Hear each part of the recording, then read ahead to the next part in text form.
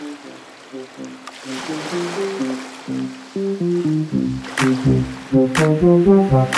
YouTube, how the heck you doing? I'm doing great and I hope you are too. It's another hot day outside, so I thought I'd kick it inside with you guys and do a little segment of my fish aquarium again to keep you up to date on the progress of what I used and what I did to do my aquarium that you see and some of you like and some of you commented on. Like I said in the first episode, you want to do some research and kind of figure out what kind of environment you want to do in your tank, and then as you do that, as you're doing your research, go ahead and select a tank that you want to use. This is my original tank that I originally found at Petco, I believe it was, and I've had this for probably going on 15 years now, so it's gone through a lot of iterations and stuff, but currently that's what it is.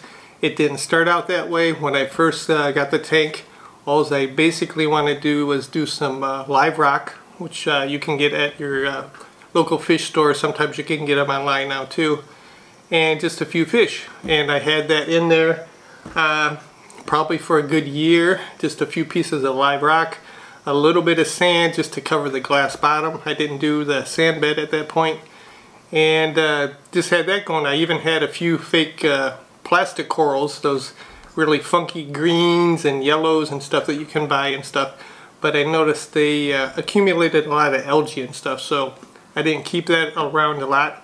So once I got that going and everything, as far as my basics, as far as what I wanted to have going in there in the beginning, I had to look at my filtering and my lighting.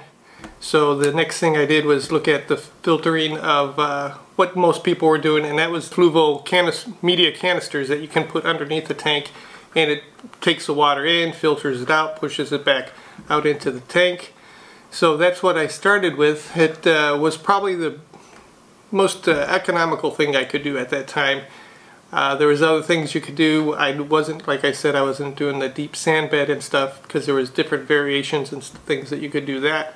So I took the easiest route, in my opinion, and that was do the canister filtering. And that pretty much did the circulation of the water in the tank. I also added a little pump on the side to circulate the water, so I had that going. And for the light, I didn't start with LED. That wasn't real popular back then when I started, or it was just coming into infancy, and price was astronomical at that point too. So what I had at that point was this little guy sat on top of the tank. That's about the same width of the tank that's up there now. And this is a power compact strip. It's got the 4 lights in there. It gave me the spectrum I needed for my fish tank and for the live rock to do what I needed to do as far as denitrifying and all the other good stuff that you'll read about in your references as you follow along. And we'll touch on that down the road. So that's what I did in the beginning. I had the fluval canister. I found that I had to probably empty that maybe every week or week and a half. They have a lot of sponges and stuff. You got to replace some media that you use in there because it uses it up as the system consumes, you know, the minerals and everything that are in there. And you have to clean out the filters and stuff, so I was always unpacking that. And sometimes I had problems with it closing up again, getting it tight sealed, and it would get some leakage. So that became a problem, you know, here and there down the road, but for the most part that's what I did for the longest time. And then eventually I did move away from the canister, and I went with the refugium. That's the little box down there that does the filtering for me. I also have my protein skimmer down there in the refugium, and also a biofilter that helps keep the phosphates down. So all that is contained in that little area, and I still only have a few things that show up above the rim of the tank. That's the return of the water and the little hang-on back filtering that takes the water into the system. So with moving to the refugium underneath the tank, I was able to remove a lot of things that were hanging on the sides of the tank. I had the fluval filter that was taking the water in and pushing it back out.